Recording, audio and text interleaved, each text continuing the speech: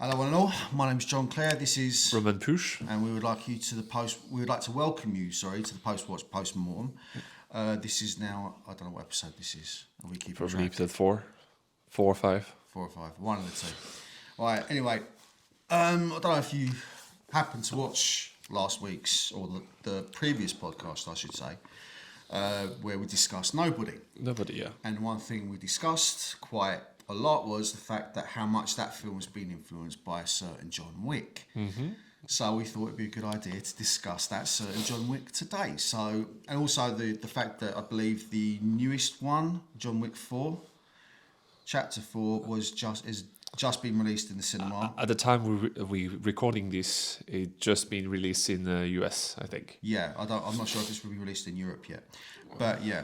So anyway, so now the one we're talking about though, we're talking about El Numero Uno, the 2014 original. The one that started it all. The one that started it all. The one that's probably you could argue the single most influential, at least action film of the last decade. I don't think that's really arguable. I'm sure there are people out there that could argue it, but I'd say, if it not the most, definitely one of the most. Would that be fair to say? Yeah, yes. It influenced the modern action movie a lot. It did, yeah. You could even say John Wick was you could say John Wick was the counterpoint to the original Jason Bourne. Or I'll say, yeah, in maybe. terms of the style of the action, not in terms of the story or narrative or anything like that, but in terms of the way action's delivered. Yeah, Because but it's very kung fu, and some people call John Wick kung fu. So it's a martial art of how it's basically become a martial art of how the camera is moving and showing the action, yeah, which was the opposite of Jason Bourne. Well, yeah, it's like we discussed before. If you watch Jason Bourne movies, the shaky cam initially, when it was in its initial inception, the shaky cam was about emphasizing. You see that in Jason action. Bourne movie, but you see that in bad action in Marvel or DC movies and stuff I know. like that, zoom in and shakiness. Yeah, but that's the thing. In the initial Jason Bourne movies, the shaky cam worked because it emphasised the action. Or the messiness of the action as well. But whereas most people, it's like the way people think, if you're an executive, you think, oh, that's such a, like Marvel, right? Yes. Marvel initially was a completely batshit concept. Mm-hmm. Why would comic books work in movies? Now, $20-30 billion down the line, everyone's trying to do their own fucking universe. Yeah. Right? It's like any new idea, new idea or new concept that gets brought in, executives come in their pants and think to themselves, we can make loads of money by just replicating what they've done. Mm-hmm. It's a very safe, very kind of anti-innovation. That's what happened with Nobody pretty much as well. Well, nobody is definitely a homage to John Wick. There is no getting around that fact. We discussed that last week. Yeah. And it's a really good one. Yes. Right. But it was lacking some stuff that John Wick has that definitely. nobody doesn't have. Yeah, for instance, the world building. Hi John. It's straight away from the start. Everyone knows who John Wick is. Yeah, the cops is you're shooting a bad guy in your house, and the cops at the door is noise complaint, John. Oh, I see you back in business. The guy the cops just see 12 bodies in the house. Are you back, John? Personal dispute. Okay. I'll leave you alone. I mean, the fact that, but yeah, I like that. The world building gets off from the fucking get go. Do you know what I mean? Everybody knows who John Wick is, and nobody mess with him. And that's why it's so cool, because it's basically it's a build up of the character. First of all, you have this. Everything happened so fast. He lost his wife.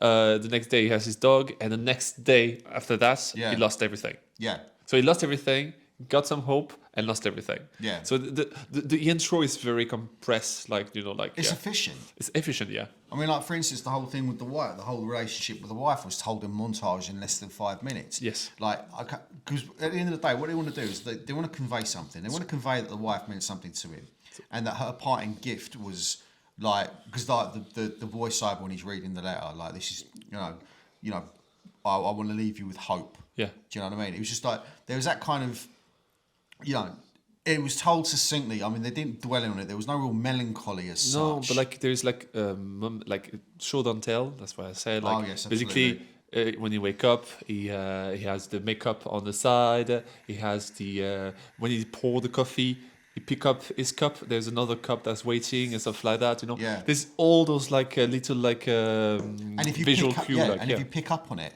it rewards you for that. Yeah. Do you know what I mean? Because like you can. I mean, I really do believe this. You can tell so much because you may not necessarily always pick it up on the first or second or third watch, but with a film that allows you to kind of peer into it as much as you want to, you can. Right, a lot of people probably wouldn't notice that on the first watch, but on the second or third watch they might pick it up. Mm-hmm. Do you know what I mean? And that's the thing. That's what's good. That's what's really cool about that movie. It tells a story. For the most part, it tells the story visually. I mean, there isn't a lot of talking. No, there is not a lot of talking. Like everything anyone it's says, minimal. Everything is minimal. And it's not just minimal; it's efficient. Yeah. Because John Wick is efficient, and everyone around him is efficient. And no need to talk about everything that happened in the past because everybody know what happened in the past. Yeah. The only time that exposition is being given is when the bad guy, the daddy Russian, explained to his son who that guy is. Yeah. That's the only time somebody explaining who John Wick is. Yeah, he's bad. Otherwise, everybody knows who John Wick is. Yeah, because the thing is, the son, the idiot son who starts this whole cascade of events off. Yeah. He's ignorant to who John Wick is. Yes. He just thinks he's some older geezer with a nice like, car that he can fuck around with. There we go. And because he's the son of a big gangster, he reckons he can do it without there being any payback. Yeah. Problem was, he pissed off exactly the wrong person at exactly the wrong time. This mafia mob is the biggest in all New York City. And the guy explained, we are the biggest now because of this man. Yeah, exactly. Yeah, you just fucked the wrong guy, man. Exactly. I mean, that's the thing. He fucked with the wrong person at exactly the wrong time. And the thing is, like, I mean, God bless. What's his name? Guys who plays Theo, Alfie Allen. Oh, it's a face that you love punching it. Yeah. I'm sorry. I'm very sorry. Well, I think Alfie Allen knows it too. I mean, like, he's got a very punchable face. Oh. God bless him. For him. But God bless the poor lad. But but he plays. I mean, he plays this. Because like at first, like he's this cocky, arrogant little shit that gets well and truly put in his place. And when he finally does get his deliverance, it was just a fucking. Yeah. And he just walks away. Yeah. And that was what was so impressive about it. I mean, I love the fact that there's minimal story. Like the storytelling is entirely done visually. Mm-hmm. I love the action. The action's so well done. Yes. Right, it's so clean. There's a choreography with the cameraman, with the stunt team, and with the actor. John Wick's doing everything. No, John Wick, sorry. I'm sorry. Keanu Reeves is doing everything. Yeah. The stunt, the motor drive, the physical and stuff like that. He's doing everything for the movie. You've got to bear in mind, even now, you've got it's John Wick. Sorry, not John Wick. Sorry, Keanu Reeves. Same as well. Keanu Reeves is not a young man. Even when this film was released, he was probably like late 40s, early 50s. And the fact that he was able to carry off the action as well as he did is phenomenal. No, it is a secret. There's a secret sauce to the. Because you know what I was saying before about Keanu Reeves, right? Mm-hmm. That he's the type of actor that he's not necessarily a great actor in a general sense, but when he's in the right role, yes, like he's like for Neo, he was perfect. For John Wick, perfect. Yeah. Do you know what I mean? When he gets it right, when the right character comes on that suits Keanu Reeves' strengths, yes, then it allows him to excel because the way Keanu Reeves seems to be, I mean, I don't know him personally, obviously, but when I've seen him in interviews and everything else like that, he's very softly spoken, he's very well-mannered, he's very, he's a nice guy. He comes across as being a genuinely nice dude. So when, you only hear him raise his voice once in the entire movie, and when he did, it actually made an impact. It resonates, yeah. So, because that was the scene when, he was tied up and he says... You took it from me. Yeah, you took everything from me and you can give me or you'll die screaming alongside him. Yeah. I was like, what the fuck? Yeah. Also the church, the echo and everything, the resonance, everything like the audio effect and stuff like that give it a lot to that moment as well. Yeah, but it doesn't take away from like his performance. No, but, of course. But yeah, I mean, I like the guy who played the But bad the guy. role of an actor is to bring a character to life. Yeah. Yeah. Like the guy who played the bad guy, was it Michael Nyqvist? Yrkevisk, yeah. Yeah, you said that's a Norwegian name, isn't it? I think he maybe. Yeah. I don't know. I won't tell any. Okay, but I think he was a brilliant bad guy. Yeah. You know, he was like a proper Good. scenery chewing bad guy. I liked him. Yeah. I think he was really good in it. Fucking Baba Yaga. Yeah.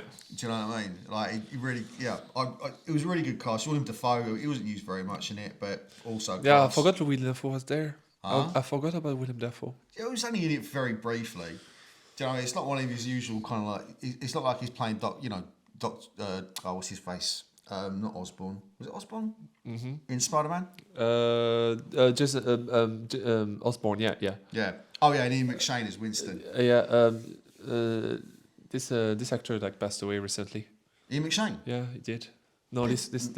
Oh, Lance Riddick. Oh yeah. It did pass away. I remember hearing something about that. Yeah. Don't touch my iPad. Sorry about that. Don't touch the iPad. Sorry, reference to American Psycho. Yeah. But yeah, I mean, good cast. I like the way the script isn't like overly wordy No, at all. it's overly simplified. Yeah, no, it's simple, it's efficient, it's to the point. But what you like, it's so there's so many things left, unspoken. That's why John Wick work as a franchise is the world building. Yeah, This- that's like, for see instance, why- when funny enough when he's giving the Baba Yaga speech to his son, Yeah. and it cuts across to him like smashing the floor open Yes. to reveal the guns Yes. and the gold coins. Yeah. And you think to yourself, what's with the gold coins? Yeah, what's the gold coins there? And you don't understand what's the currency of the gold coins. Yeah. Like one coin could get you a room in the Continental for a couple of days. Yeah. One coin can get you into the private bar. Mm-hmm. I don't know, it's like what one coin costs? We don't know. The first time you see him use it is like funny, like in the first scene, like first action scene where he takes on all the guys that invade his house. Yeah. Did he give to the? No, he give Yeah, to the. He give them Give it to the little dude, the little dude, the cleanup crew. the cleanup crew. Yeah, Yeah, that's right. So like, Did we see back again at the end as well? in the Yeah, movie? exactly, We'll yeah. see them again. so I like that. I like those little touches. I love that. The guy with the hat. Yeah, I love the little, like you say, it's the world building that's done really. I think that's the one thing that John Wick does probably better than a lot of movies. Yeah, it's like sometimes world building is heavy handed, sometimes it's not done nearly enough. But this one is just they give you a little bit, Yeah. so you wanted more. Like you see the Continental, they say there's this place where people like know John Wick and everything, and it's like so like the guy is bleeding in the entrance, like, do you have a doctor here? It's like, of course, Mr. John Wick. Yeah. I would suggest a bourbon with like to help you with the pain. Exactly. You're like, yeah. I mean, it's just like, again, it's just subtle little And touches. what happened in John Wick 2 and John Wick 3? They dialed it to 11, I think we dialed it to should do 11. it. I Yeah. think we should do that as the next one. Um, There's a series. as a series. But like, what will we talk about if we talk everything about John Wick now? Just keep it to John Wick 1. Okay. And we will expand upon the world building and we'll But, get to the other ones. Yes, but what is great about John Wick is it's just keep going to 11 to 11. Like the first one is is very concentrate on John Wick. The second one is more about the Continental rules and stuff like that, because at some point John Wick break the rules of the Continental himself. And the third one, what is the third one again? I need to watch it. I haven't watched it once. Yeah, the third one is because he broke the Continental rule. He need to fight the Continental back. I don't know what's going to happen in the fourth one. Maybe it's the John Wick Strike Back. Well, John Wick. Well, it's chapter 4. I think we should try and get at least squeeze in if we can get up and watch it. Maybe on the weekend, maybe Maybe on the weekend, yeah. But On yeah, cinema, of course. Yeah, let's do it. Yeah. But yeah, in terms of like John Wick 1, let's try and keep everything focused Yes, on John Wick 1. John Wick 1. But in terms of the way the world building is done in this movie, right, as you say rightly, it gives you just enough to know that you want to know more. Yeah. That's what I like about it. They don't give you all the cards in this. They don't show their hand. No. Right? So like there isn't, it's not, again, not heavy-handed at all. They're very subtle about the way they do things. And again, a lot of it is visual, and a lot of it is basically what they're doing is they're treating the audience with a degree of intelligence. Mm-hmm. Yeah. Do you know what I mean? It's like what they're doing is that they're giving you enough to be intrigued, but without spoiling all the good shit. But it's maybe they make it simple as well. Do you know each one has the place, like, for example, you know that the manager is like do you know that the Ian McShane. the manager is the most powerful man in the house from the beginning, because he's the one who get the drinks and stuff like that. Is the owner, is the first guy who said like is a new owner or stuff like that. No, same owner, like you're like he wants to talk to the owner, so this guy is important, because he give every information to John Wick, like it's funny, he never give them directly. It's always implied. Implied. So like it's a napkin. First is a napkin. Look on this in the circle, and the second time, like, was it on a phone call? I can't. Obviously, we have a code of the Continental, so I can't tell you that a certain person is going to a certain helipad at a certain place. I can't tell you that. Yeah, I can't tell you that, but it's just so well done, man. Well, it's funny. Yeah, it's very clever. It treats the audience with intelligence, because like. The thing is, like, a lot of movies like that, what they'll do is they'll over explain. They basically treat the audience like idiots. Yeah. Do you know what I mean? It's like, well, because of such and such demographic, we need to tell them this, and because of such and such a demographic, we need to show them that. I mean, instead of just telling a fucking good story. Do you know what I mean? And again, like, John Wick is not a complicated story. It's a revenge tale. Yeah. At its most basic like, when you strip all away, it's a revenge story. What would be one of the oldest stories you can imagine? It's just done so well. What can you make the comparison to John Wick? What, in cinematic like a post, terms? like basically, what was a post John Wick? What was the inspiration from John Wick? Nobody. No, what was the inspiration for John Wick? John Wick, sorry. For John Wick. I don't know. I mean, like, obviously there's lots of action movies that came beforehand. I think a lot of it was probably a reaction to... Like, it's a very Western kind of thing, like the guy lost everything, he wants to have his revenge. Yeah. There's some Western movie who is like that. True. You said it's a very classic trope. It's a very classic trope. You have Gladiator. Gladiator is the same thing as well. There's everything has to fight his way up to get to the person who's responsible. In that case, Commodus. Commodus. You see a lot of movies like this. And so it doesn't make anything new. Really. It doesn't create anything new, but it's just well delivered. This is the thing. It's like, it's tight. It's tight. It's efficient, but it's also, again, the action is brilliant. Everything has a logic. Not only that, A follows B, follows C, follows D. That's what I like about this movie. Yeah. There's no stupid. I mean, straight away you realise. It makes no bones about it. It's a heightened reality. Even the way it's shot, the fact that everything's got this kind of blue tint to it. Mm-hmm. Do you know what I mean? Yeah. It's very clear.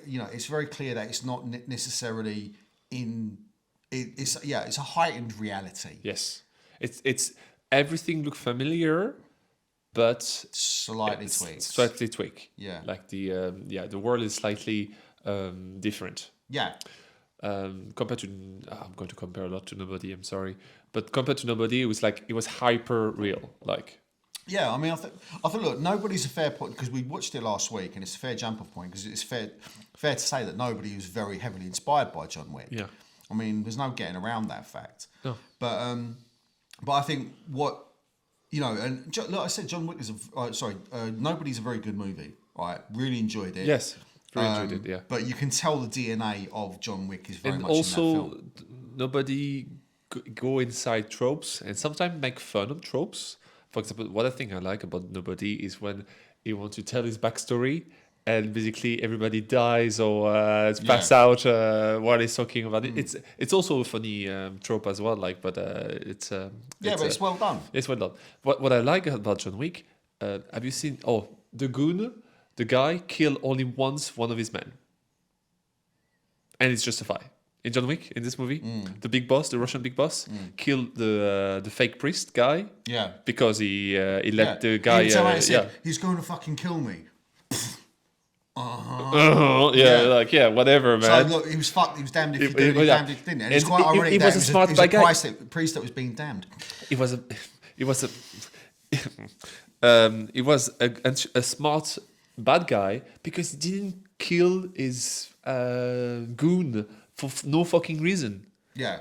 Because you knew he was a bad guy because he was the bad guy. Yeah. You didn't have to have a scene that show him that he killed somebody of his goon. Like, who did I kill? Like, you killed Bobby. Yeah. So like, it's like whatever. No, that it doesn't make a good villain. I'm sorry, no. Well, I think what worked. Yeah, you're right there. I think what worked is your man. Right, the priest got shot by your man because the priest fucked up. Yeah, the priest fucked up. He has a reason to kill him. Yeah. But like, he never killed any of his goon for no fucking reason. No. Because that's a bad At one point, it was really funny. Like, you know, towards the end, like when just before like the ultimate. It just give up. It just got mad. It just give up on everything. But do you remember the time when the American was turning and says, "Has anyone got a gun?" He goes to give him a gun. And he's just like, they start some going like, goes to grab it. You're gonna die. Got it. I just love that. He just doesn't care anymore. Just winding him up, and I just thought that was brilliantly funny. But yeah, I mean, look, the dude was a bad guy. I mean, sorry, what was his name again? Michael Nyqvist. Yes, very brilliant cool. villain. Very cool. Yeah, very cool villain. Because it's cool because he never have to kill any of his goon. Yeah. Like, and I think it's like not only that. Same with Hans Gruber in Hans Gruber in Die Hard. Yeah. Hans Gruber never kill one of his goon because it's not smart to kill one of your men because you invest in them. Exactly. Like either they're with you through loyalty, through ideology, or they're with you through pay. Yeah. Either way, it makes no sense to take out a gun that's on your side. Yeah, like if you that doesn't make sense. I'm sorry, but But no, I mean I liked it. I think it's again very effective, very like the way it tells its story and the fact that I suppose some people might argue. I've heard this term used on say YouTube commentary of fridging, where like the woman has to die in order for the man to take action. That doesn't really apply here. The woman. No, it's not a woman. It could be. Look, it could have been. Let me just get to my point. Sorry, okay, cool. Let me just get to the point. It does piss me off a little bit. Sorry. Yeah, I know, but I don't think that applies. What I was going to say was it doesn't apply here. No, it doesn't. And the reason why it doesn't is because, like, okay, the wife died, but the wife was the one who pulled him out of that fucking that life. Yeah. Right. She was his not just his justification, his reason, his raison d'être. Yeah. Right. So, and the thing is, like, when that was when she passed away, she gave him a bit of hope. Yeah. Right. And when the punchable. Sorry, Alfie Allen. I do apologise, mate, but you got a really punchable face.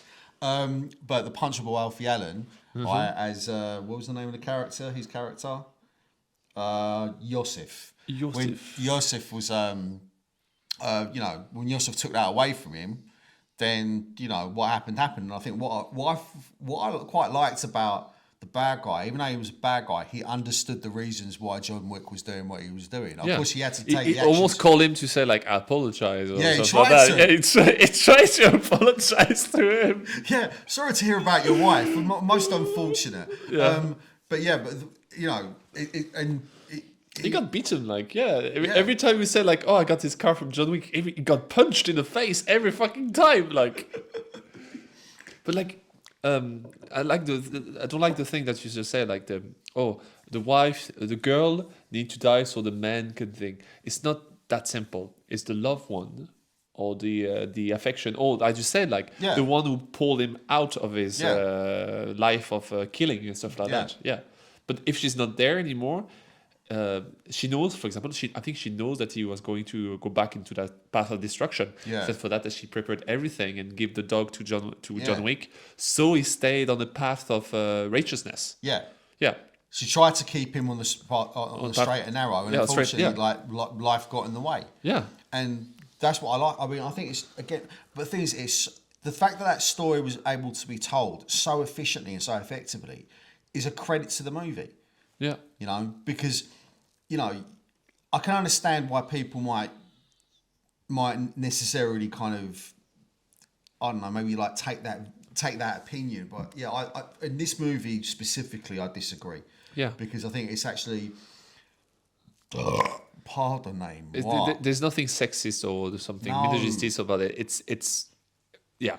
No, it's a really good movie. And the fact of the matter is, like, I mean, and again with Keanu Reeves, what I like about Keanu Reeves is, like, again, that role was so perfect for him.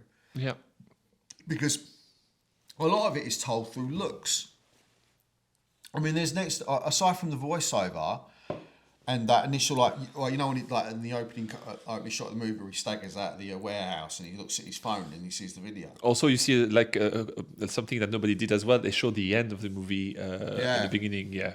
So you did, what the fuck is going on? Yeah. And then, let me explain. Exactly. Yeah. Let me explain. But yeah, I mean, that's.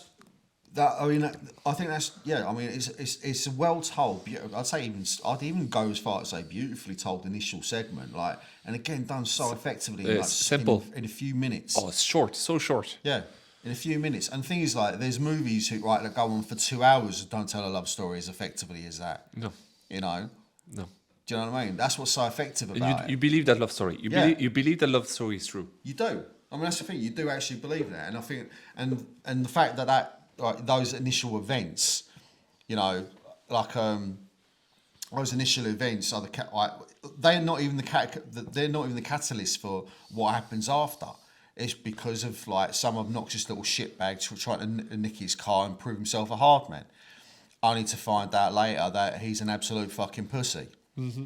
You know, like every chance he's had to stand up to John Wick, he's always ran. But like, to be fair, everybody told him to run. To be fair. Yeah. Yeah. I'm not afraid of the boogeyman. Well, clearly you are. You're a pussbag, mate. No, like you should be because I am. Yeah. You're like, yeah. The dad was like, you should be because I am. Yeah. That's what I like about it. It's like, I like the fact that, and again, the story, right, as you said earlier on, like, it was all done through that, and it was necessary. It was necessary. It was necessary, but the way it was done, it was told to a character who, in that moment, is the audience standing. Yeah, where the kid, the punchable kid, was standing on the same space of the audience. Yeah, because like, I don't know. Tell me what's about that guy. Like, who is this? All right, who is it? All right, so basically, Daddy Bear had to speak to Baby Bear and tell him that he was being a fucking retard. Yeah. All right, and now you've unleashed the boogeyman, the Baba Yaga, the beast. All right, and now we're all going to fucking pay for it. Yeah. Do you know what I mean? Because of your fucking stupidity, everybody's got to pay for it. Exactly. I mean, it's like even still, it's like when, and it's a nice little callback, like when initially, he goes, oh yeah, nice car, and he turns around in Russian and says everything's got a price, bitch, and he turns around in Russian and he says not everything has a price or something along those lines. Later on, right, I think, what was it? Was it in the swimming pool? In the swimming pool. When he turns around and says, it says to him, everything has a price. Yeah. In Russian. Yeah. Like, it's just, chef's kiss. It's like intelligent little callbacks like that as well. Yeah. From beginning to end. Yeah. There's always like a. Again, it rewards you for like paying attention. It rewards you, like films like that.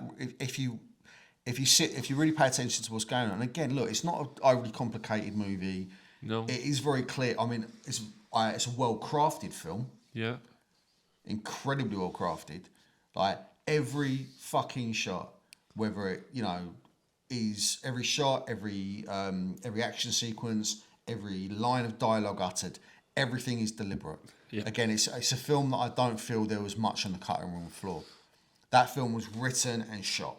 Yes, I'd say more or less. If there was anything cut, it'd be something very miscellaneous. Or like basically not important. Like I'd say I'd say that movie. That's one of those movies that was written and shot as. Also, I like the style of John Wick. I like the style of John Wick a lot because like they try to make like that hitman / businessman. Like, for example, like like when you have that folding thing that you put your suit in. Like you don't put it in the bag. Like what do you call those bag? Suit bag. Yes. Yeah, the guy has a suit bag and everything, and the suit bag hanging in the suit bag, and the suit bag is just like body armor and guns and stuff like that. Everything is like, it's elegant. Like it's I don't know. I mean, let's be bloody honest. I mean, like, That come from Hitman a little bit, like like the game Hitman. Yeah, it may well have done, but I'd Like start the fact, elegance, like Custer, like and stuff like that. yeah, I know. Murder. But with Hitman, it was. I mean, I haven't really played Hitman, so I know of Agent 47. Let's just say that.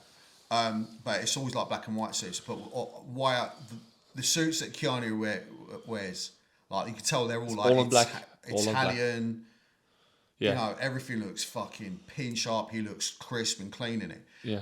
And yeah, as you say, it's like, you know, for them it is a business. Yeah. You know, they're businessmen. Yeah, they're contractors. Were you in the Continental today just for business? Yeah, that's what I like about it.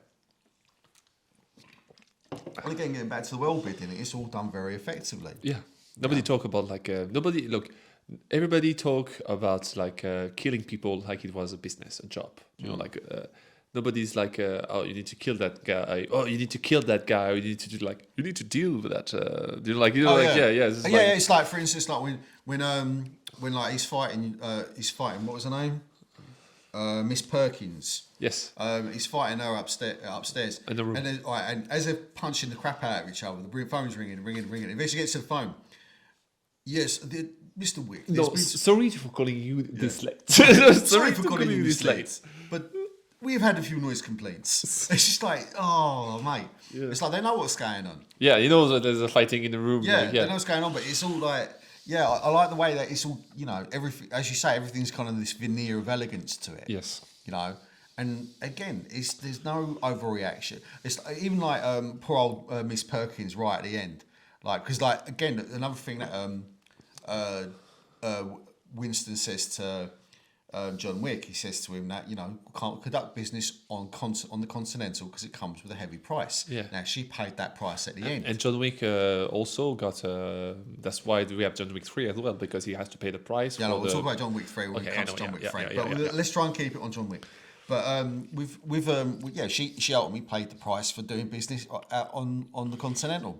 She could have run. Although, you know something, you know what's kind of stupid about that scene though? Yes, it's mystery. She could have run. No, it's not even that though. Oh yes, they're all facing. They're all facing each other. Yeah. So like, look at this way, one straight bullet. Like you got to shoot the man in front. I was thinking the same thing as well. Yeah, but like, what are you doing, lads? But like you see that as well, like, you know, like when he's shooting in the dance floor, that bullet that came out of you shoot that guy with that bullet is going to go to the other side. It's going to kill somebody in the other hand.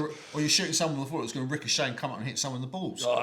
Do you know what I mean? Yeah. But this is one thing. Right? It's forgettable. No, you suspend your disbelief. Yes, there we go. Suspend some disbelief. You suspend your disbelief a little bit. Yeah. And I think with this film, we can definitely make those allowances, because what we're doing is we're assuming that these ultimate professionals are ultimately proficient in their firearms. Yeah, there's a headshot all the time, and the bullets stay in the brain. It's stay there. They're like, it doesn't. It's not going to hit, like collateral damage. There's no collateral damage. No collateral damage, none whatsoever. No. Right. But yeah, I mean, there are. Look, again, it's like with any movie. If you want to pick holes, you can. Yeah, you can pick holes of any movie. Do you know what I mean? But I know I love this film, and I think it's understandable why it's had so much influence, because, like, I really love the way the action is just clearly delivered. You know, you see every punch, you see every shot. You know, obviously there's a bit of CGI in there when he's like taking people out and that, but. Again, there's no stupid use of CGI where he's got to do some stupidly unbelievable stunt or anything like that. No. It's all done. Any CGI that is done. Yes, come on. Like, for example, do you see that scene when he falls from the balcony in the nightclub, The Circle? And it's just like a fall, and it's not CGI. It's just like a cut. It's a cut. It's a hard cut. It's a movement cut. Yeah. You can see it's a cut, but like it does sell the impact very well. Like it just does very sell. Also, in fairness though, if I'm going to pick also, there's one scene that was, you know, when he goes to shoot up the Russians the first time, right, in the car park. Yeah. Yeah, and that one thing where the car hits him, when it hits John Wick, it's like only like half a second. Well, the car kind of comes around sideways and it smacks into him and he bounces off. I saw that scene. It does good. It's good. Yeah, no, it's just before he gets captured. Yeah, but I know it's good. It's a good shot. No? Yeah, but it's just like there was a little bit where it was like, But it's not going to be hit What? by a real car. It's not going to be hit by I a know, real car. yeah, I know, dude. There's limitation. Yes, I don't. Again, if you can nitpick, But if you want, I saw you. Oh, like this. It did work. Yeah, it did work. Yes, but it would. I mean, but there was a part of me that was like, yeah, I can see the like where someone But kind of like it kind of worked. Photoshop the script. But yes, it worked. I'm not saying it didn't.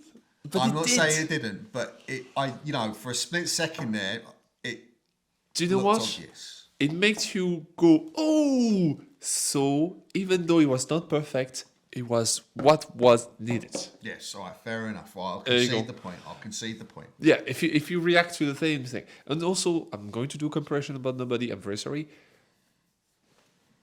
Like from the beginning, you don't know anything about the characters, and they're all interesting, and you all want to know more. Yeah. Nobody. Who do you want to know more about? You don't want to know more about the wife or the kids. No. You know, they're just wife and kids. They're basically wife and kid. You Yeah. don't have to have names. You don't want to know about the FBI agent who was going to be shaved there. Like, yeah, you don't see him enough, and you don't know what he does, and you don't know what who is standing, and you know, like, yeah, you don't know anything. The bad guy, it was a one and done. Yeah. We're never gonna see him again. True.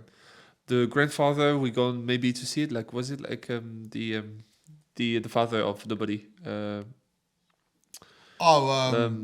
Christopher Lloyd. Christopher Lloyd. Yeah. Hopefully, we're gonna see him again.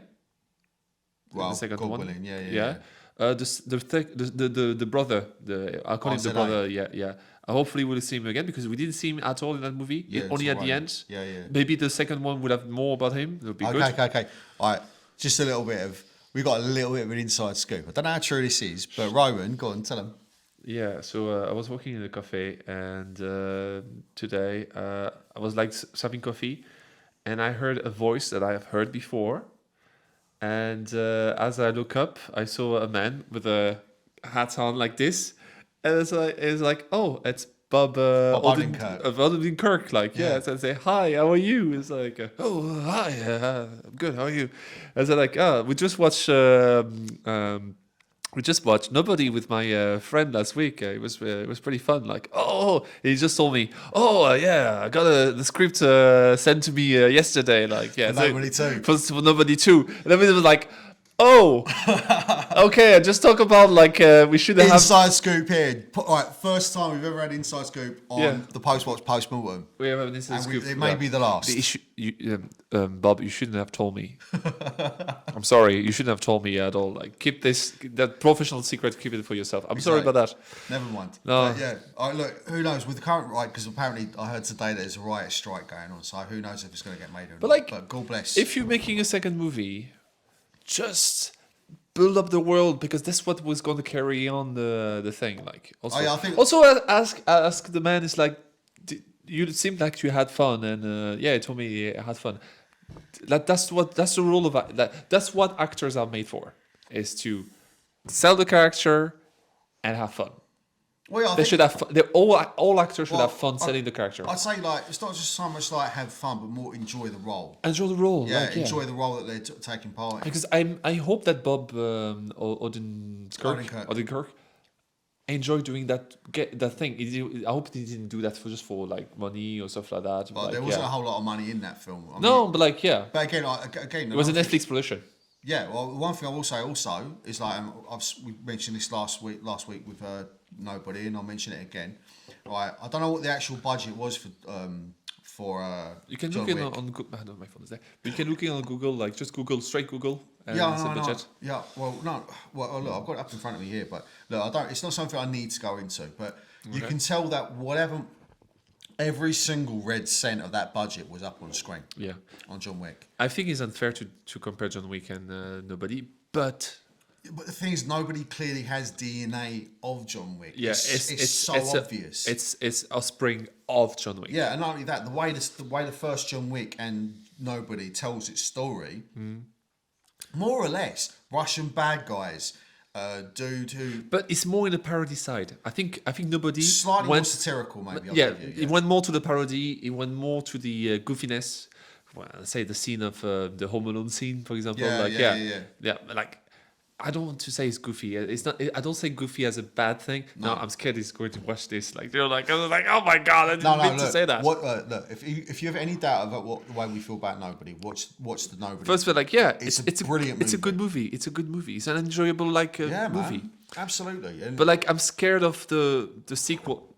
I'm scared of the some sequels sometimes doesn't work. Like, so like it's but like the only way it could work if that's. They build up the character.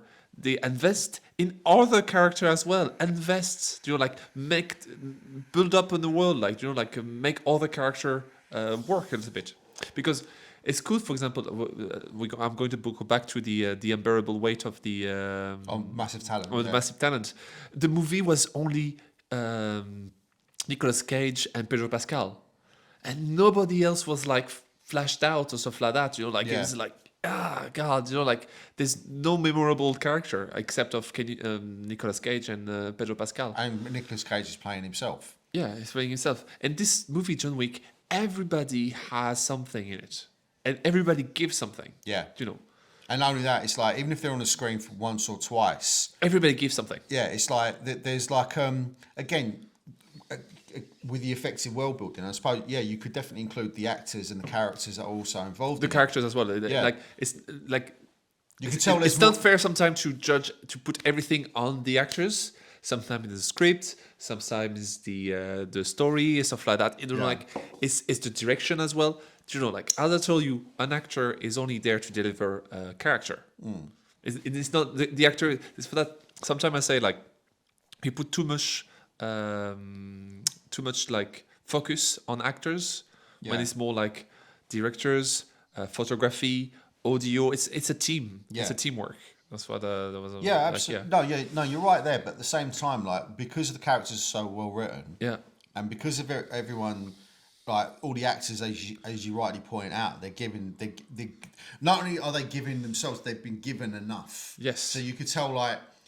What they've done is they're fleshed out. Yeah, each of the characters they've got their own written backstory, and they have like the little gold moment. Everybody gets a little gold moment. Yeah. For example, like the Nobody movie, the main character has enough gold. Yeah. The father, I can't remember his name. I'm terrible with names. Christopher Lloyd got a gold moment as well. He got a gold moment as well. Yeah. The brother guy, I think it was a bit short shrifted. He was too short. Like he didn't get it. Like he got like his end fight, but he didn't get his gold moment really. Yeah. When I say gold moment, it's not like a moment when the character like thrive. It's a moment where the character do something interesting or makes an impact. And it make an impact. Yeah. Sometimes like a character, like you see that character and this character died in the movie, but he makes such an impact that like it's Which character was talking about? No, I'm not talking about any character in specific. But tell you what. Let's actually bring it too specific. William Dafoe's character. He died and he made an impact. Yeah, he made an impact. And again, like because at first, he comes up to him and he after and you don't know where he stands. After he's the only man from the that world that come to him. To apologize. His friend. Yeah, and then when your man comes up to him and offers him $2 million to do the job for him, you don't know where he stands. At that point, you don't know where he stands. Yeah, no, but the thing is, like, he turned around and said, "Yeah, I'll do it," and it's like very matter of fact. He's like, "Yeah, I'll do it," and then later on, a job is a job. Yeah, a job is a job. So then later on, he literally fires a warning shot. So to let him to wake up. Yeah, wake up, and then he does try and take her out, but because of the fight, he can't do it. Yeah, no, he can't do it. He don't want to hit John Wick as well. Like, and then later on, he comes in when he goes to take out the kids, like he's there to back him up again, and he walks up. How many times I'm going to back you up, John? Yeah, save your ass, John. It's like so, but again, he only has 4 scenes. Yes, and each one because William Dafoe's a fantastic actor. Also, right. So, but there's enough there to make you believe that there's a strong relationship. They don't he doesn't turn around and says how many times I've got to save your ass, but he doesn't say remember that time in such and such a place where I did this, that, and the other. But no, there is none of that. William Dafoe is a fantastic actor, but I'm sorry to say, like every actor is fantastic. It just depends how you flesh them out. Look at the cast though. I mean, like every actor are fantastic. For that, I fucking hate the Oscar or stuff like that. Every actor is fantastic. But the only thing that depends is the scenario, the script. Yeah, I mean, also you got to bear in mind is like if they're in a bad environment. I mean, Yes, it's like also. any working environment. If you're in a bad working environment, you're not going to deliver your best. No. But where if you are in a working environment where you're encouraged to, to do your best or whatever, you are gonna then want to put more of yourself into it. That's the problem we have with Netflix. We don't know anything about the process of the movie. They keep everything secret and they keep everything shut. They churn out a lot of shite. So maybe like there's not some good condition of working. Maybe no, they're just literally just churning out rubbish. Like I mean, let's be honest. I mean, like nobody was an original Netflix, and it was one of the best original Netflix I saw there so are far. some don't get me wrong. Netflix have put out some absolute gold. Arcane, fantastic. Yeah. Nobody, fantastic. Which was shite. Sorry to say. I mean, if you're Witcher fans out there, if you enjoy it, fair play to you. But like no, if you're a not for Witcher me. fan, even the main actor lived because he was a Witcher fan. Yeah, absolutely. I mean, Henry Cavill left Witcher because he was a fan of The Witcher and he see the way it was going and he didn't like it. And got fair play to him for standing up for his principles. But like some actors cannot do that. So sometimes some actors cannot do that. Sometimes actors stay like like it's a job as well. Like you cannot just quit and say like fuck that. Like then you have your reputation you have to keep and stuff like that. It's like, well, that's what they say, innit? I remember being told this years ago because I actually did theatre studies at A-level, believe it or not. And I remember being told by our tutor was a guy called Peter O'Toole. Not the Peter O'Toole, a Peter O'Toole. But still, absolutely. I mean, from what I remember, Gibbs was an absolute legend. But I remember him turning around and he said this to all of us. He said, look, a successful actor is a working actor. Yeah, of course. And it's absolutely fucking 100% true to this day. It's like if you're successful at anything, it's not a case of like what your level of fame. It's whether or not you can keep working, and that's what you got to bear in mind with a lot of actors or directors or whatever role you fill in the production of a film or TV series or whatever else. If you're not, if you're in a bad working environment, then you're not going to give the best of yourself. It seems like with John Wick, getting back to the subject, is that it seems that everyone was, as you rightly point out, everyone gave the best of themselves in however much screen time they had. Stunt team, cameraman, crew, music, audio, music, camera, direction. Everybody, even the guy who making the coffee for the crew. Everybody gave it like 11%. The funny thing about that movie, like John Wick's movie, from what I understand the law, and I'm not going to go into details about it because it's a bit sketchy. I'm going from memory. I don't have I could look into it, but it just take up time. But from what I understand, is like in terms of actually getting the movie distributed, they had a lot of trouble getting it made. They had a lot of trouble. It's a small studio. Yeah, it was a small studio. Well, no, it got released by, was it Lionsgate? Lionsgate. But it didn't initially it was put around to Fox. It was put to like Universal and a few others. They're struggling to get it in. Yeah, because people didn't want that movie. Well, at the time, no. But this is what's great about movies like John Wick. It's like every now and again a movie comes up and changes. Sometimes it doesn't. That's a problem. Sometimes it doesn't come up. Yeah, but when it's allowed to happen, in whatever fortunate circumstances it's allowed to happen, right? Sometimes eventually a movie will be released like John Wick that changes the landscape, right? And the stupid thing about it is you've got dumb fucks in stupidly high positions in charge of a lot of money that instead of like taking the gamble, Disney. I mean, what do? They churn out the same fucking garbage all the time to the point, initially Marvel was like this new revolutionary concept. Now I just don't care anymore. Yeah. It's like... They milked the cows dry. Oh, at this point, definitely. Yeah. Do you know what I mean? Because like the new revolutionary concepts now become so fucking ingrained in Hollywood. It's all they ever fucking do. Every studio wants their own Marvel studio. Like, everyone wants their own cinematic universe. Yeah. It's just fucking boring at this stage. Something fell over. It's fine. It's okay. No one got shot. The Russian. Oh no. I just. It's Netflix. It's Netflix. They sent a hitman to kill me. Because because we said bad things about Netflix. Because I talk about Nobody 2. Oh yeah. Spilt the beans there, lads. Spill the beans. The Netflix is gonna send a hitman to get me. but yeah, I think it's wonderful that that's been allowed to happen. Like, that every now and again it does happen. Yeah. And John Wick's definitely an example of that happening. Is there lightning in a bottle? Oh, it's definitely lightning in the bottle. I mean, let's be honest. Like, whatever we make, because we will talk about 2 and 3 and hopefully 4 as well. But let's be honest. Like, John Wick was lightning in the bottle. Yeah. You know, it was like a perfect moment in time. And then obviously the executives got hold of it and they were like, money can be made. Shall we do a John Wick 2 and a 3 and a 4? Of course they're going to do it. Is it going to be... is it going to be tiring at some point? Is it going to be like the Fast and Furious series and stuff like that? Well, no, the thing is, though, I think John Wick, from what I understand, I mean, I won't go into details because I haven't seen the movie. I haven't really seen any reviews, so I want to kind of watch it. I want to go in blind. I saw some things I won't talk about because it won't be spoiling. But from what I understand, is like the problem with John Wick is like John Wick hit the ground absolutely running. Yeah. The problem is it's to keep running. Not just to keep running. It's got to keep jumping. And it's got to keep escalating and escalating and escalating. True, like it's getting crazier and crazier. Yeah, and that's the thing with Fast and the Furious. That movie, how did that movie start out? It was just like undercover cop goes in against illegal racing. And the stakes get bigger, and the action gets bigger, and it gets stupider, crazier, stupider.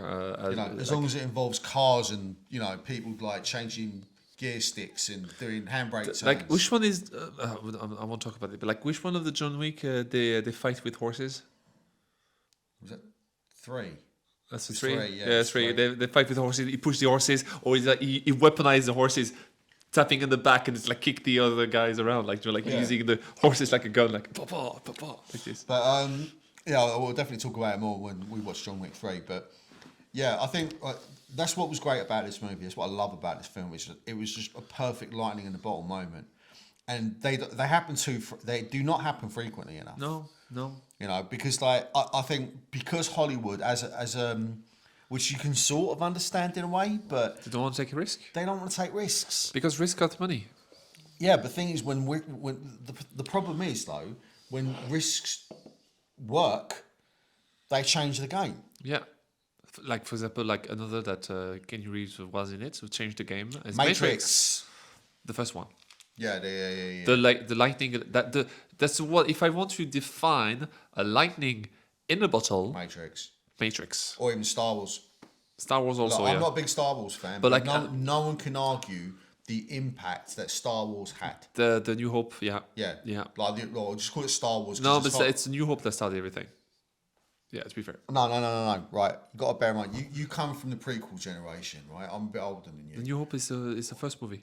No. When I was growing up, it was the third movie, technically. No, it was the 4th movie technically, but it's the 4th in the series. But when I think of Star Wars, I think of A New Hope. Yeah, that's what I told you. New Hope. It wasn't called A New Hope when it was released. True. It was just called fucking Star Wars. True. Sorry about that. I'm sorry. So yes, this is the point I'm making. Side talk. Sorry about that. I'm very sorry. Yes, you are a child of the prequel, so I'll allow you some leeway. Yeah. Sorry. But yeah, I mean, like no one in the world can argue that Star Wars changed the game. Look, let's be like, and the whole reason why George Lucas was able to be George Lucas and make those prequels in the first place is because the people at Fox only signed a distribution deal, right? So they distributed Star Wars, but because Lucasfilm had the rights to it and all the merchandising, he was able to turn it into what he turned it into. Yeah, which is basically a smart move. Oh, absolutely. No, but the thing is, that was born out of the ignorance of the executives. Yeah, they didn't know better. No, there was like, oh yeah, we're not nothing happened like that. Not that merchandise happened in movies before. Usually it was like cartoon, like G.I. Joe or stuff like that. Those were the show that sell merchandise. But even then, you got to bear on G.I. Joe and all that came along after. Those things, a lot of those. Look, Star Wars came out in 1977. Okay. Right, a lot of those TV shows like G.I. Joe, Transformers, Teenage Mutant Ninja Turtles, a lot of them didn't come out until like the 80s and 90s. Yeah. So Star Wars really did blaze that trail. Do you know what I mean? Yeah. And yeah, I mean, like, if we're not for the ignorance of the Fox executives, Lucasfilm wouldn't have been able to self-fund the prequels, which is what they did. Yeah, completely self-funded. It had no basically Fox had no input on it because Fox only had the distribution rights. Yeah, right. And then when it came time for at the time Fox was still a separate entity, but when Disney bought Lucasfilm, basically everything went over with them. they had no say in the matter whatsoever. Yeah, they might have had the distribution rights on the original cuts, but all Disney had to do was like, put it in a new format or whatever. They're not going to. They're probably never going to release them in cinema, but they stick them on fucking. And then what did they do later on? They brought out 20th Century Fox, and they had the distribution rights anyway, so it didn't really matter. But yeah, like Star Wars definitely blazed the trail. The Matrix definitely blazed the trail. I mean, I remember again, like because I'm old. I was 18 years old when that came out. I went to see it in the cinema. I actually went to see it when I went there. I went on David's release. I'll never forget. It was the Holloway Odeon in North London, on the Holloway Road Odeon. And I went there with a dude I knew from, like my parents used to have a pub around there. And he comes into me, like, we got talking and that. We got talking about movies. I've always been a bit of a movie head. And we'll talk about movies and and then he comes in with these 2 tickets. We're going to see this movie. I was like, what's that? He goes, it's The Matrix. I was like, what's this? It's the Keanu Reeves movie. Ah, the guy for Point Break? No, it wasn't even that. It's like, I remember, because a couple of years before I'd seen Johnny Mnemonic, another Keanu Reeves film. And from what I remember, I haven't seen it since the 90s, so bear with me, but I remember at the time not liking it. So I was thinking, oh God, it's another sci-fi film with Keanu Reeves, it's going to suck. Then I went to watch it, and it was like, I went to watch it 4 times. I fucking adored it. And then I was one of those kids who used to be like going on the internet and going to all the chat rooms and stuff like that to try and find out when the sequel's going to come out. Yeah. I went to see the sequels and I was like, yeah, that was really good. And then I went to see like Matrix Revolutions, and I was like, what the fuck am I after watching? Have I got to go like get a fucking university degree in philosophy to understand this? No, not even. It was like, it was like, yeah. Oh, it was silly though. I mean, but yeah, Matrix is definitely, and it's funny that Keanu Reeves was in both of those movies. I know, but I tell you, it's like the actors doesn't make the movie. It's the team. Like maybe like the actors are there to deliver the character. And maybe a character is 80% of the work, or maybe 50% of the work. Well, I don't know. I mean, I'm not going to put a percentage on it, but let's just say like when everything is right, and John Wick is definitely everything right at the right time. Everyone puts in the performance. The script is perfect. The direction's perfect. The action's perfect. Everything's perfect. Like I would go as far as say that this film is. I mean, if I was going to rate out of 10, I'd give it like a 9.5 or a 9.8 or something like that. I'd give it a really fucking high rating. Same for Matrix? Matrix, yeah. The original one. The original one. I'll give it a 10 out of 10. I don't know, because nothing's ever perfect. So I probably will never give anything a perfect score. But like 9.8 out of 10. Yeah, something like that. But I'll give them like stupidly high scores. All right, you could say, again, you can pick holes in any movie. Yeah. But the fact is, like, this is one of those movies I can happily watch again and again and again. John Wick, yeah. Yeah. Like, if you were to, like, me and you would turn around, like, if I was going around your house, or you would come back up over here, or like in 5 years' time, like, we'd be like, oh yeah, you want John Wick again? Yeah, I'll watch it again. Yeah. I'll watch it again now if we had the time. It's just one of those movies I would never. If someone said to me, "Do you want to watch John Wick?" I'm not going to turn around and say no. You know, it's just I thoroughly enjoy it, and again, it's a film that rewards you, especially the more you watch it, because there's loads of little subtle touches, little breadcrumbs that they sprinkle throughout, and they reward you for paying attention. Yeah. It is. I mean, no one can. Again, like this film really fucking changed. It really did, in my view, completely change the landscape of Hollywood in a way that I don't think film has done since. I think it's maybe I'm not as up with it. What can we call the post John Wick movies? Well, definitely nobody. Nobody. I don't know. I mean, I probably haven't watched as much. Oh, was it like the Tower, the Kung Fu movie, The Tower?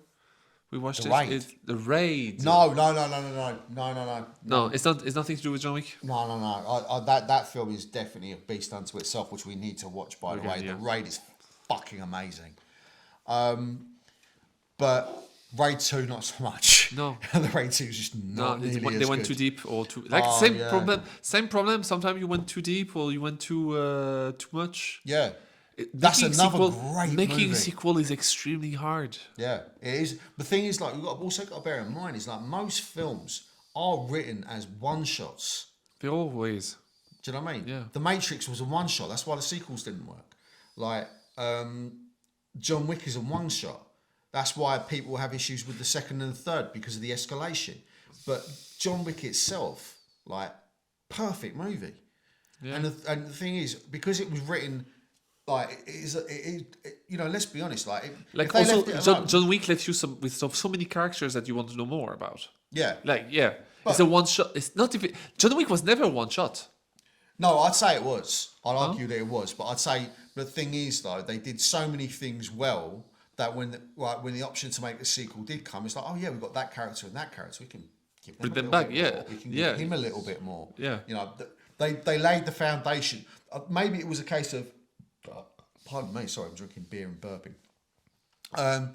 Maybe it was a case of they wrote that movie as a one shot with an eye to maybe making a sequel.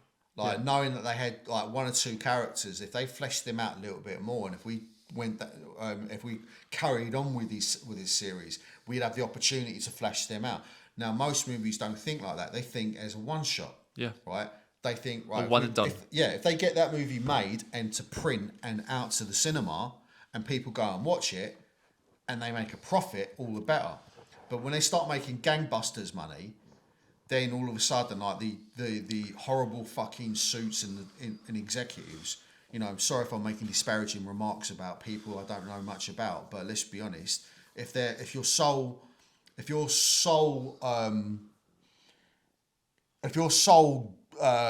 motive in life is to make money without actually profiting off the back of other people's creativity, and then, you know, like money people don't really understand creativity, I don't think.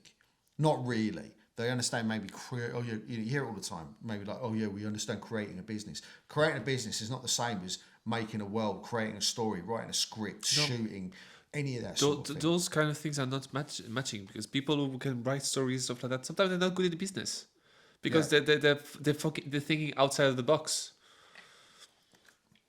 They're not thinking, like, their idea of making a successful product is to make something that is good, not something that is affordable or makes a profit, is to produce something of quality.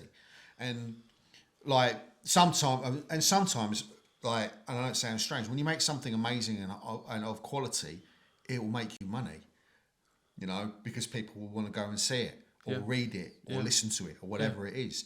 You know, I'm a firm believer in that. And I think, yes, I think that fundamental lack of understanding, like Hollywood's been in existence now for over 100 years.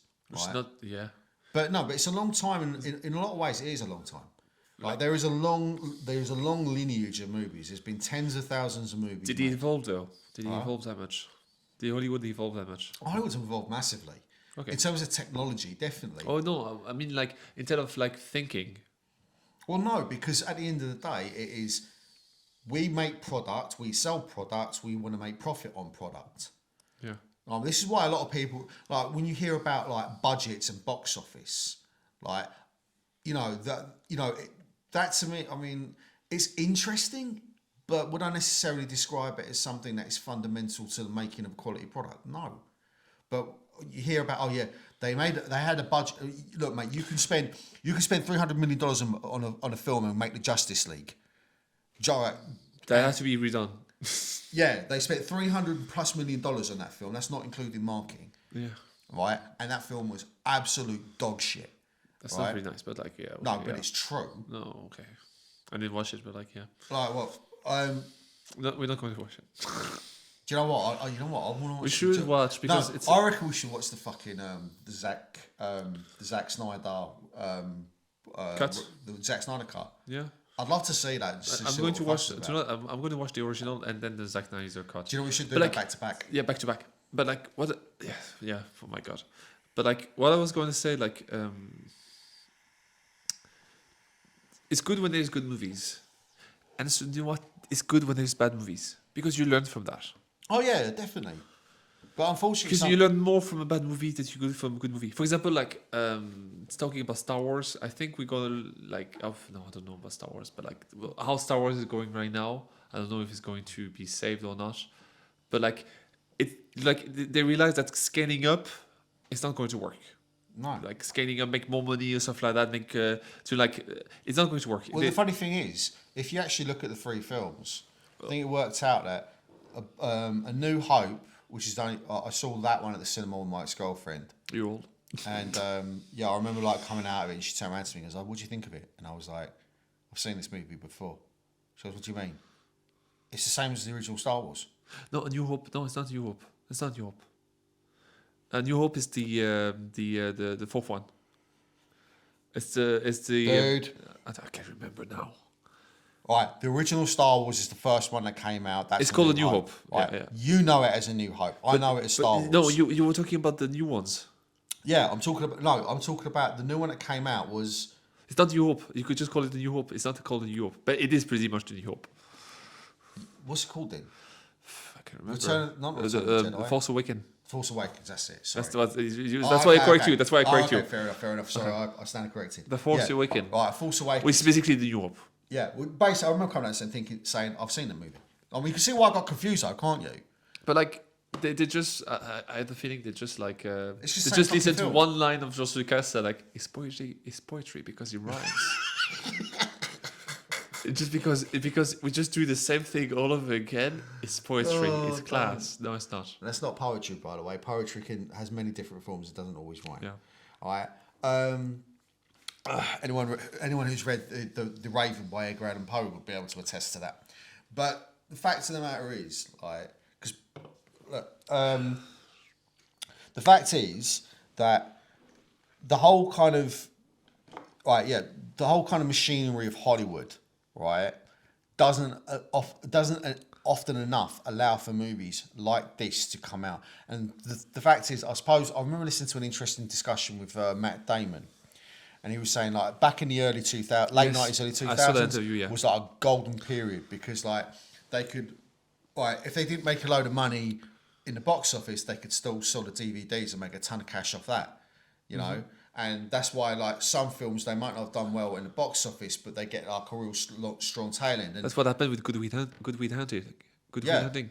And also, funny fact, Good Will Hunting, Spielberg, when he cast Matt Damon to play Ryan, wanted a good shoes, nobody know actor to play Ryan, do like a good American face, and an actor that nobody knows.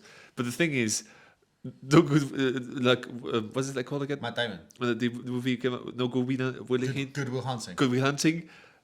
Win for him the Oscar. So everybody knew him when the movie was released, but he was not expecting that everybody knew Matt Damon before the. Him and Ben Affleck actually wrote that script. That's it. It is. Do you know what? We should watch that movie as well. Yeah. Because I didn't watch it. It's a shame. I'm sorry. Yeah, but like it's a good movie actually. I've seen it a good many years, but it's a good movie. Yeah, it's a movie that people loved it, and people like you're like, yes. See what I mean? Yes, yeah. But the thing is, like, the current Hollywood machinery doesn't allow for it. What it needs is it spends hundreds of millions of dollars on these massive fucking, like, CGI messes. And let's be honest, like, and again, this is I'm not slating the people who work in the CGI industry. God bless you, like, man. You work stupid hours. And sometimes you do amazing work. Unfortunately, sometimes it doesn't work out, whether it's down to time constraints, money, like any number of reasons why it doesn't work out. So look, please, CGI artists, VFX artists, we're not slating you at all. I admire you. I take my hat off to you, but unfortunately now, like, when it comes to like CGI isn't done when it's needed. It's done because it's done. You know, it's like. I don't know. You know, again, when you're watching Marvel, like, just everything. The more you watch it, it just becomes more and more CGI. And when you're seeing actors like clearly walking around in these like fantastical environments, but they don't look like they're stepping on the ground of that environment. They don't look like they're interacting with that environment because it's all completely CG. Like, it, you know, to be honest with you, I don't understand why they don't just like do the whole thing in CG. You know, like the prequel, Star Wars. It was all by green screen. Yeah, and they were basically they were like basically in the middle of the green, and it's like, and then George Lucas like, you're going to talk to that alien, it's like a lizard kind of thing, and just look at that red ball over there. That's the alien. Now action. It's like fair play to him. Like, fair play. Like, when you're an actor, it's like, fuck, I have to imagine everything I'm seeing. Like, yeah, well, that's the thing. That's the hard thing about it. I mean, like, and to be perfectly honest with you, is like, you know, I think like CGI works when, again, going back to John Wick, that you could tell there was definitely CG used in certain scenes where like he's shooting someone up close or something like that. There's definitely CGI They use BB gun yeah. with gas blowback, so the guns go thing, and they add the flash afterward. Yeah, That's and something the that injuries was as well. and injuries as well. Everything all the injuries, all the blood thing when it comes and gets shot in the face, it's just a mask on the face and the face tracking as well and stuff like that. And it works. Yeah. It's minimal and it works. And Yeah. those techniques were developed by YouTubers and stuff like that doing gun video, like 3D Wonk and the guys at Corridor Digital. Yeah. Basically, they were the first one to experiment with the kind of using baby gun with a thing. Instead of using blanks, like blanks gun. Yeah. They're using like gas blowback and add the flash afterward and lighting up the scene afterward. Actually, there's a video of Corridor Digital when they correct the guns in John Wick. Oh really? Yeah. For example, like the gun is not accurate enough. For example, like the muzzle flash should do as much, like the gun is there, the muzzle flash should do like as same size as the gun. Okay. And they just do like half of it. Yeah. And the light is not correct and stuff like that, so they changed everything. We need to watch that video as well. Definitely. Yeah. But yeah, I mean that's the thing. When CGI is done selectively, it helps enhance it without a doubt. Especially when you're trying to realise things that can't be necessarily done in real life. And again, another thing I want to emphasise, like, okay, sometimes like when it comes to more fantastical films, you need to kind of be able to, like the movie I just watched last week. Like you need that CGI and stuff like that. And the way in that movie I just watched, maybe we're going to talk about it next week. They use practical. Dungeons and Dragons, was it? I was going to keep this a surprise for people, but like never mind. Dungeons and Dragons. Yeah, they use CGI and they use practical effect. Right. They use a lot of practical effect and like that's why I like sometimes about Star Wars. Sometimes like they use like practical effect for like marionettes and stuff like that. And sometimes it's okay. Sometimes it's funny. Sometimes it's bad. But I like it when the effort is made. Like. Well, yeah, not only that. I mean, sometimes you do. Sometimes when you see the effort. Yes. Yeah. You see the effort. But also, like sometimes when you see CGI, like sometimes it's not immediately obvious. And obviously that's because like the stupid amount of talent of people that operate within the VFX industry can when they're given the opportunity to manifest. But it's just like because the budgets have got so bloated, because the effects have got so stupid, because not only that there's a race to the bottom as well. From my understanding, in the VFX industry, like it's not as unionised to say, like for instance, right now there's a strike going on with the writers in as time we're recording this, at the time we're recording this, there's a strike going on, and the reason why they're able to do that is because everyone's unionised. But the thing is, in the CGI industry, there is no union, because there's no union. They can't get together and bargain for a better payment or better schedules, or they literally have to work for from what I understand, like it's not a well-paid industry. Right, they work stupid. It's very similar to the video games industry in a lot of ways, where like people, there's massive crunch. And yeah, I mean, you're not getting the best out. Thing is, you're not getting the best out of your creative people because you're working them too hard. Yeah. And the thing is, it's like you make them like hate what they're doing. Yeah, I mean, like as someone who's like, I'm an artist myself, right? And I find that 3.5, 4 hours is basically my sweet spot before my concentration starts going. It starts kind of waning a little bit. Yeah. Right. And you can try and push past that, but when you push past that, it becomes harder and harder to kind of keep it going. I mean, like my Twitch streams, John's Dark Art, by the way.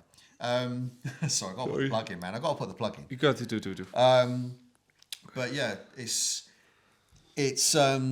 you find your concentration waning, and I can imagine when you're sitting at a computer screen for like 8, 9, 10 hours, sometimes longer, in order to complete a shot in time, like that's got to be fucking tough, man. That's got to be really, really, really tough. And you do kind of, I mean, hopefully you guys are able to, if you are able to, maybe, like, you are able to unionise and you are able to get together, because when the quality of work does show through, it's amazing. But unfortunately, when it doesn't, it's so bloody obvious, and we know why. It's not your fault. It's the fault of the fucking dickheads up in. Like it's never like a bad movie is never the fault of the actors. It's never the fault of the crew. It's never the fault of it's not never the fault of like I don't say it's never the fault, but like most of the time it's never the fault of the actor. Most of the time it's not the fault of the crew or the director. but sometimes is a fault of the people behind everything. Yeah, it's usually basically it's the people who fucking pay the wages. It's the people. It's the accountants. It's the fucking penny pushers. The producer. The producers. Them people. It's the money people that kind of. That if anything, they inhibit the quality of their own products by penny pinching and things like if you're wanting to cutting down and just silly shit like that. You're impeding the quality of your product, which is stupid. Do you know what I mean? And not only that, I mean, look at it this way. When it goes right for you, I mean, like, the funny thing about the Star Wars movies we'll talk about a minute ago is that, right, the first Force Awakens came out, made over 2 billion, right? The second one came out, made $1.5 billion. The third one came out, made $1 billion. Yeah, it went as a Star Wars fan myself, it went worse and worse. Yeah. And you know when I saw that the franchise was done for me?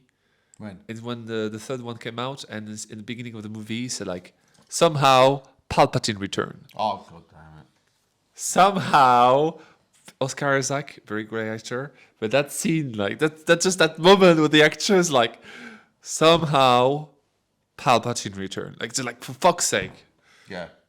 And not only that, you're expecting the audience to buy into it. Yeah, and it says on the credits. It says on the credits at the beginning, and it says at the beginning, like the opening roll. It says that Palpatine return, and somebody come back in case you didn't read anything in the roll. Palpatine return, like somehow. After was he chopped in half and fell down a fucking No, pit? it fell down like miles down, like in the Death Star, and the Death Star blew up. Yeah, that was in Return of the Jedi. Yeah. The Star blew up. Everything blew up. Stupid. But somehow Stupid. To be fair, they took this from the books, the novel and stuff like that. That make Palpatine return. Yeah, but how many people, like, let's be honest. I did. But like, it could have been introduced better. Yeah, I know. But that's the thing. The point I'm making is how in the fuck are general audiences? The problem is no. The problem is not that Palpatine returned. Because he could have returned. Yeah, how he was introduced. Yes, how he was introduced. Because they can show that Palpatine was still there, like little glimpses. But no, because the last movie killed the bad guy off. What do? We just bring back one of the old bad guy now. Yeah. It's like there was no plan. There's no plan. Like, oh, plan B. Like, oh yeah. Like, for example, if John Wick 4 came out, they don't have any bad guy. They bring back the Russian guy from the beginning and say somehow he survived. You know what I mean? You can't do, like, lads. You can't do that. Don't do that. It's insulting the audience. Yeah. And it's just you just shoot yourself in the foot by doing this. Yeah, I mean, and fuck J.J. Abrams for that making the decision. Well, no, in fairness, like, I mean, like, or maybe he was pushed. I don't know what happened. Do you remember when we watched what was the second one? The one with the snow fight with what's it called? The Ryan Johnson one. What? The Ryan Johnson Star Wars, the one that you hate. Oh, the one we watched and I thought was shite. Oh no, I like this one because it breaks everything. I kind of like it because it breaks everything. I thought it was bollocks. I mean, again, I like it. I like it because do you know what? I like it because he bites. He fucking bites. It's just like take you by surprise and stuff like that. He make romance like it's like, oh no, Finn should be with that girl, like that Chinese girl or stuff like that. Okay, maybe it's for like Chinese audience and stuff like that, or I don't know what it is. But like it was uncomfortable at some point. But sometimes uncomfortable is better than just too much comfort. Yeah. Yeah. Like, you know, we like pizza. You shouldn't eat pizza every fucking day. No. No, because because the movie tried to break stuff. Yeah, but that's the problem. Is it broke stuff to the point where when they tried to make the third film in the series, there's too much broken. The problem shit. with the Star Wars, the sequel, the new trilogy, there was like no plan. There's no plan, and J.J. Abrams was like it was. I don't think he was into it. Because he just copy and paste everything kind of thing. Maybe it was his intention. I don't know. J.J. Abrams is one of the most overrated fucking creatives in Hollywood. I like in Star Trek. I remember when Lost came out, mate. I'm sorry, but Lost was a load of fucking overrated nonsense. And by the end of it, none of it made any fucking sense. J.J. Abrams is a fucking... But sometimes he's so overrated. I'm sorry. I kind of like the new Star Trek... Again, I used to be a Trekkie when I was a kid, but then... when I got a little bit older and realised why have the aliens just look like humans with knobs on their head? But so I kind of fell away from Star Trek. It was restriction of budget as well, like, man. Yeah, I know, I understand all that, but there was that kind of suspension of disbelief that I couldn't get over anymore. Okay. Right. So I kind of fell away from Star Trek. The new Star Trek movies from 2009. I don't say that Gene Wilder is a bad director, but sometimes it's not a good one. like I can say the same. Overrated. I can say the same for Ridley Scott, but Who? Ridley Scott. I could say the same thing too, because I think some of Ridley Scott's films are amazing, some fucking awful. Oh, by the way, speaking of Ridley Scott, Gladiator 2 is coming out. I don't know what's going on. Gladiator 2. When they call it Gladiator 2, just like... Why can't you just call it... Oh, I don't know. It's Ridley Scott. It's Ridley Scott anyway. Ridley Scott. Do you know... Do me a favour. I'll look. Is it Ridley Scott that did Gladiator, the first one? Yes. Okay, yeah. Right. First Gladiator is an amazing movie. He's made some brilliant films. I'm not disputing that. He's made some fucking Trek as well. Alien Covenant. Prometheus. Prometheus is dog shit. Best thriller of all time. Awful. Best thriller of all time, Prometheus. Yeah. Because it sold you that movie that was going to be great, but it wasn't. It was so dog shit awful. I hate that film. Everyone in it is an idiot. But yeah, I really don't know. Maybe it was the point. Maybe he wanted to do that. I don't know. I don't care. It was shit. But yeah, look, someone really Scott's. I love The Martian. Man, I love The Martian. Yeah. It's such a brilliant movie. Aliens. Gladiator. Blade Runner. Runner. I'm not a big fan of Blade Runner. I've always said the universe is amazing, and the sequel's fucking top trumps. That's not Ridley Scott. Yeah, I know, that was Danny Villeneuve. Yeah. But great director. I don't know, like what make a great director? What make a bad director? Denis Villeneuve made a bad movie. Has he made a bad movie? I don't know. I haven't seen his entire filmography, so I don't know. No. I need to see Revenant. No, it's not Revenant. Prisoner. I need to see that with Hugh Jackman. I haven't seen. I didn't even know that movie existed. Yeah, it's one of his. It's one of the one that started him pretty much, I think. Oh, we'll have to watch that at some point, definitely. But I mean, the only two films I've seen Danny Villeneuve is Fargo. Not Fargo. Sicario. No, sorry, I've seen three films. I've seen Sicario, brilliant movie. Need to watch that again. Dune. That's Dune. Oh my god, that film's fucking fantastic. And Arrival. Oh no, fuck yeah, we've seen Arrival. I've seen Arrival. Arrival. Yeah. Yeah, we watched that together. Yeah. So okay, look, it's 4 films then. Sorry. I've seen Sicario, I've seen Dune, I've seen Arrival, and I've seen Blade Runner 2049. Oh, that's right, Blade Runner. Yeah. Right, Blade Runner. Right, the sequel to that film is fantastic. I actually think it's better than the original. Sue me, don't care. Yeah. But yeah, do I think Ridley Scott's a good director? Yes, I do. He's made some brilliant movies. Has he made some shite? Yes, he has. Look, at the end of the day, no one's going to be no one. Like, it doesn't matter how good a talent you are. Not every movie. Look, Quentin Tarantino is my favorite director. Do I like Death Proof? No. But do I like most of his other movies? Yes, I do. But sometimes it's also a team. It's like I always come back. It's not about the director. It's not about the actor. It's all about the team. Yeah. But the director, you have to add. He's the leader. It's the leader, and what is the actor? It's the solo player. It's the one who like give the little special thing. You're like, yeah. Yeah, well, the thing is, like, a great script can be ruined by a good performance. No, a great script can carry a bad performance, but a bad performance can make a bad script. Like, you can have like an amazing actor who gives a brilliant performance, and the script can be dreck. I mean, let's be honest. The script in Matrix. Oh, when you actually hear what the people are saying, it is ridiculous. Yeah, but they all believe. They all believe what they're saying. Exactly. I mean, that's the thing. That's what kind of carries the movie. You can get away with having a dodgy script as long as you've got a great concept, great actors, blah blah blah blah blah blah. But like, if you've got a bad script and a bad actor and a bad creative team in general, you get The Room.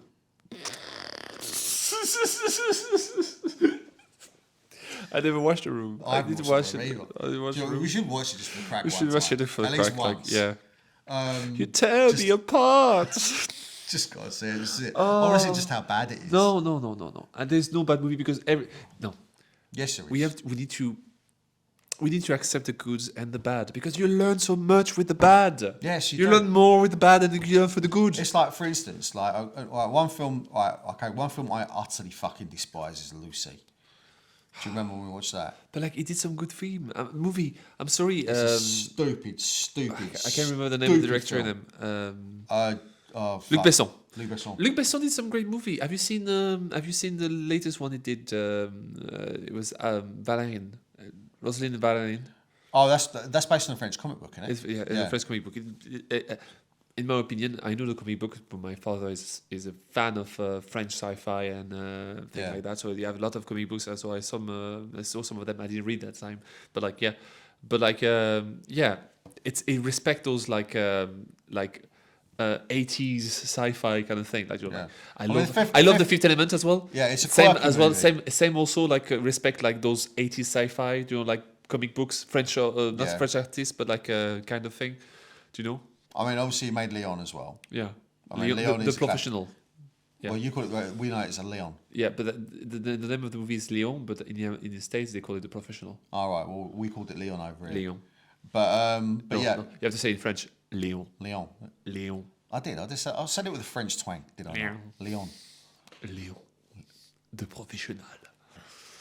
But like, I love that movie as well. I love that movie, Leon. Yeah, pretty cool. cool. I mean, Natalie Portman's performance in it. And you know, I was so uncomfortable. No, because you're so uncomfortable because you watched the extent, the long version. Yeah, of it. the director's cut. The director's cut, which is like even more awkward than the first one. Yeah, because in the first one you have some awkward scene, like like 2-3 awkward scenes is fine. Like it's okay. I think Jay Reno played it perfectly because like he did it the way he delivered.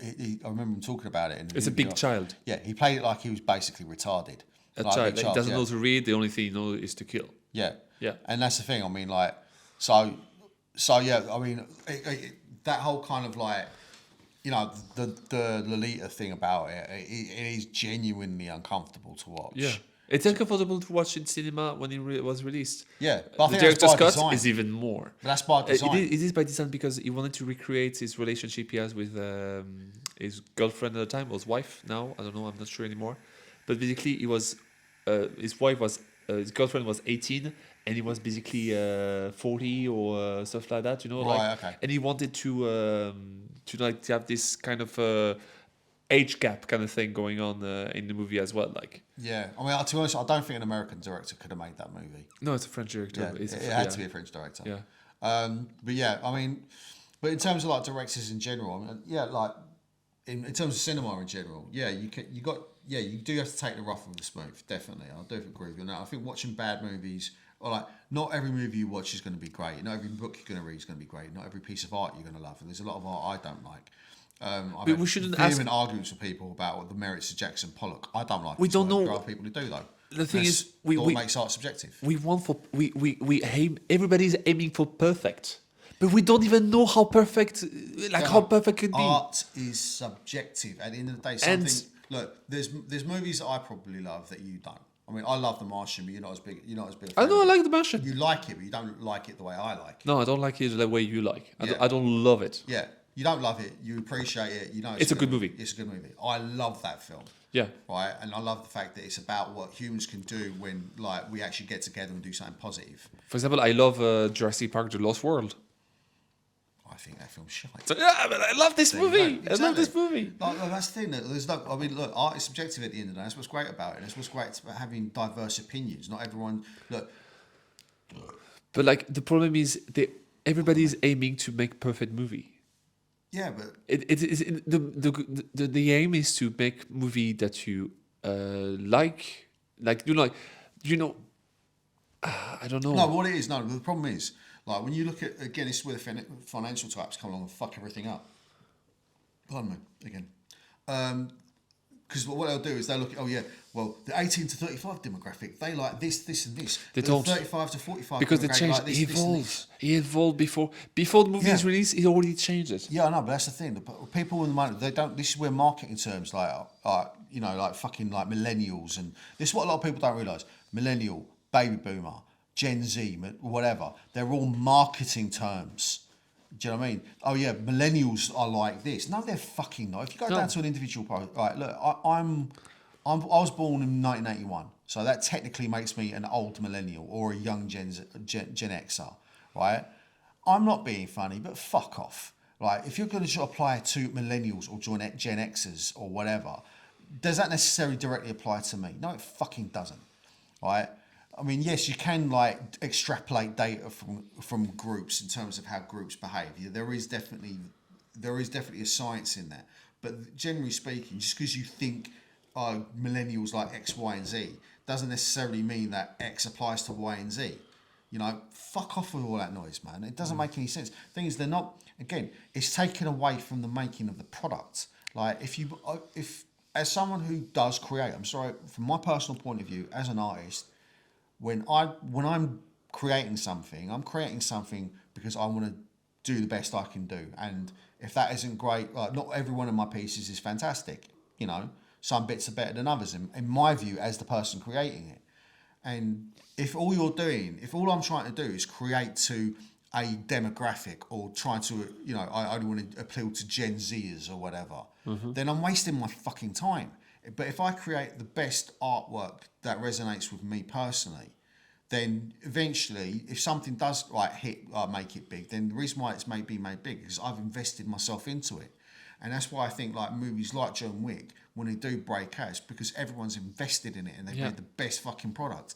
And when they put it out there, people have bought into it. Appreciate it. Exactly. You got the right marketing. Right? When you do the right marketing, it's just basically the right marketing, in my view, is show the world just how fucking brilliant we are. Like John Wick, the marketing was, look how cool this film is. Yeah, it was cool. And it was cool. And when people went and watch it, they went and watch it once, and they went and watch it again, and they bought the DVD, and they watched it on streaming, and you got the likes. And they come up to cinema to watch every single one of the new release. And 9 years later, me and you are sitting here, we're talking about this movie. Yeah. As a jump off point for our podcast. 2013, 2014. Yeah, 2014. 14, yeah, really. So 9 years later. So that's basically that tells you how good a film John Wick is. When people are invested in what they're creating, they're going to make amazing stuff. When they're not when they're just trying to make it to appeal to try to reach X amount box office or whatever girls else. or boys or we reckon we'll make $200 million. Oh fuck! Look, at the end of the day, mate, if you make a shit film, you're not making any money. Simple as that. Or it's going to work for that generation for that much of time, and then it's going to be forgotten forever. I mean, like, look at it this way. How many great movies have been made over the years? Like, movies that I resonate with as a kid would be like Ghostbusters, Back to the Future. And the thing is, also, what makes these films successful as well is the parents, parents who are my age and younger, they think to themselves, right, what they do is they pass that on to their kids. They pass on their love for Star Wars. They pass on their love for Back to the Future, for Ghostbusters. Oh, no, just like, for example, my father was his love of sci-fi in general. Yeah. Yeah. But that's the thing. Like, what parents will do is they'll pass on that love to their children, and then they can grow up with it. You know, and that's the thing. When Star Wars, I mean, again, didn't really resonate with me, but I can see why it's as popular as it is. Yeah. And why people are so disappointed with the sequels, right? Because, you know, they were taken into this amazing world. That, you know, this film really did at the time completely blow the doors off the box office. And the reason why it did that is because George Lucas made an innovative, original, family-friendly movie. Not by design. He wanted to tell the story he wanted to tell. Yeah. Right? And he was allowed to do that because the people who were paying these wages didn't believe in it. And they didn't give him like a huge budget. I think they only gave him what would be the equivalent of about $30-40 million now. He turned that into absolute gold and was able to build an empire. And now, you know, we are where we are with Star Wars. But that's the thing, is like when you make a quality product, it does more than just like make you money on the box office. It makes you money long term. You know, and I honestly reckon bean counters don't fucking see that because, you know, all they're interested in is spreadsheets. Rant over. Sorry. You're right there, mate. You look a bit tired. Yeah, I'm a bit tired, yeah. Should we wrap this up? I think we should. Okay, no worries. let's Right, go. on that note, thank you for everyone who's watched this latest episode of the Post Watch Post Mortem. My name's been John Clare. I've been Roman Presh. And we will see you next time. So until then, till next time. Bye-bye. Bye.